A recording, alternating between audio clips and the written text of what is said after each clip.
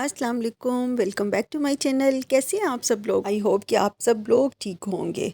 अच्छा जी, ये 11-12 बजे का टाइम है और आज किचन में खाना बनाने जाने से पहले जो है ना वो मैंने आज सोचा कि मैं आज अपने बालों की ऑयलिंग करती हूँ। और ये आजकल के मौसम में बाल इस कदर रफ़ हो चुके हैं और इतने ज़्यादा डिहाइड्रेशन की वजह से ना बाल भी बहुत ज़्यादा रफ़ हो जाते हैं। तो मुझे तो बड़ा ही रिलैक्सिंग फ़ील होता है ऑयलिंग करके।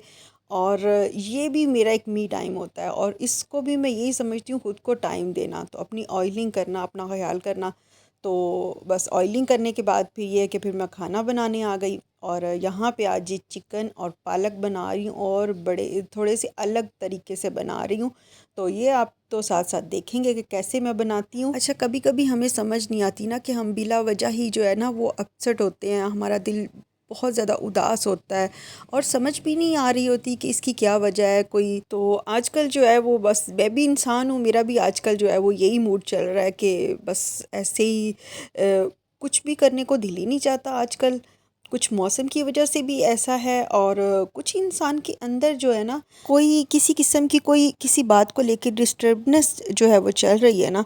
तो बिलीव मी कि मौसम कैसा भी हो, आप कहीं भी हों, किसी के साथ भी हों, कोई आपके लिए क्या कुछ ना करे, हमारी लाइफ में कुछ ऐसा हो जाता है कि हमें बहुत कुछ पुराना जो है ना उससे रिलेटेड हमें जो हमारे माइंड में आता है और वो फिर हमें बस इस तरह से हमारी रूटीन भी डिस्टर्ब हो जाती है। लेकिन बिलीव मी, मैं अपनी हर वीडियो में यही बोलती हूँ कि खुद का ख्याल जो है वो खुद रखें और ख़ुद को स्ट्रेस से खुद ही हम निकाल सकते हैं, कोई दूसरा नहीं निकाल सकता। तो इस बार भी मैंने यही एक्सपीरियंस किया, मेरे साथ भी ऐसे ही है कि कुछ ऐसा सडनली ऐसा हुआ कि कुछ पुरानी बातें, कुछ ऐसी चीज़ें, कुछ ऐसे लोग, कुछ उनकी बातें जो मेरे दिमाग में जो है ना वो निकल ही नहीं पा रही ना, वो मतलब रुक गई हैं जैसे। तो पता है ऐसे, अच्छा मैंने खुद अपने आप को ये रियलाइज़ कराया कि हम स्ट्रेस में क्यों जाते हैं ना, उन बातों को लेके डिप्रेशन में क्यों चले जाते हैं, इसलिए कि हम मायूस हो जाते हैं, हमें अल्लाह पे भरोसा नहीं होता।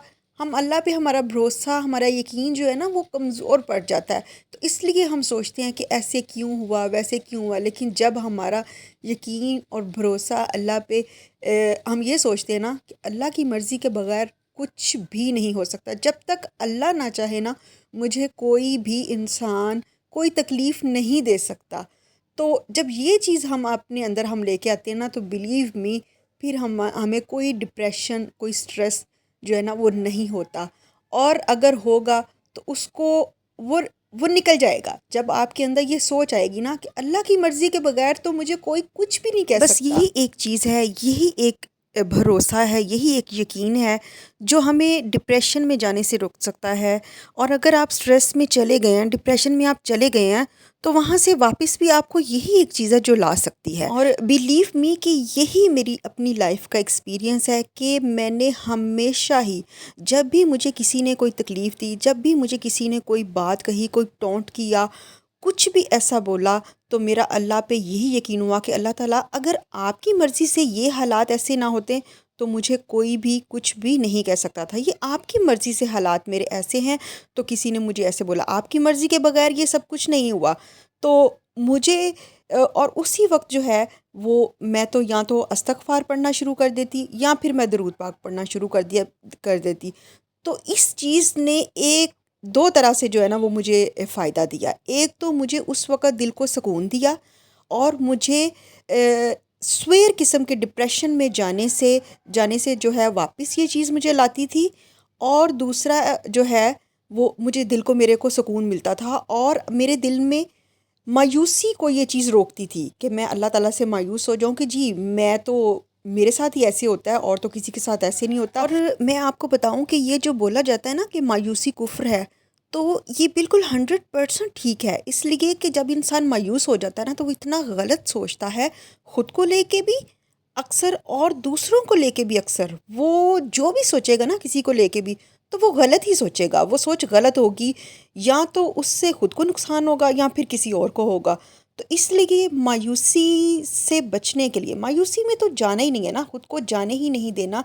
स्ट्रेस और डिप्रेशन से ही खुद को वापस ले आना, और उसके लिए सबसे बेस्ट थेरेपी जो है वो अल्लाह ताला का ज़िक्र है और अल्लाह ताला का कलाम है, पाक है, और नमाज है। آپ نماز پڑھیں. اگر آپ نماز نہیں پڑھ سکتے نا اس وقت آپ نفل پڑھ لیں, 2 نفل پڑھ لیں, سجدے میں چلے جائیں.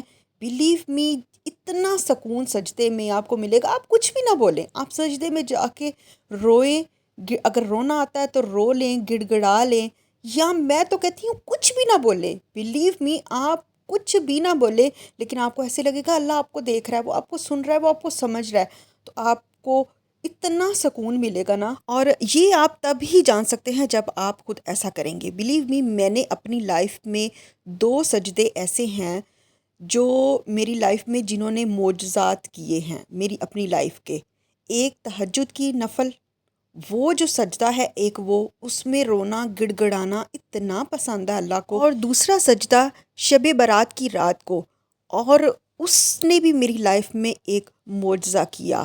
اور مجھے اللہ کے اتنا یقین ہے کہ اگر ہم اللہ کے روتے ہیں نا, جب ہم گڑ گڑاتے ہیں, وہ کبھی واپس نہیں موڑتا ہمیں. لیکن اس رونے میں گڑ گڑانے میں شدت تو خود ہی آ جاتی ہے. جب آپ تکلیف میں ہوتے ہیں, آپ روتے ہیں, گڑ گڑاتے ہیں, تو آپ کچھ کم تکلیف میں نہیں ہوتے. آپ کی وہ شدت ہی, وہ ایک سٹیج شدت کی ہوتی ہے جب آپ روتے گڑ گڑاتے ہیں. تو وہ بس آپ رو لیں, گڑ گڑا لینا, وہ اللہ کو بڑا پسند ہے. اور میری اپنی لائف کے یہ 2 سجدوں نے میری لائف میں معجزات کیے ہیں.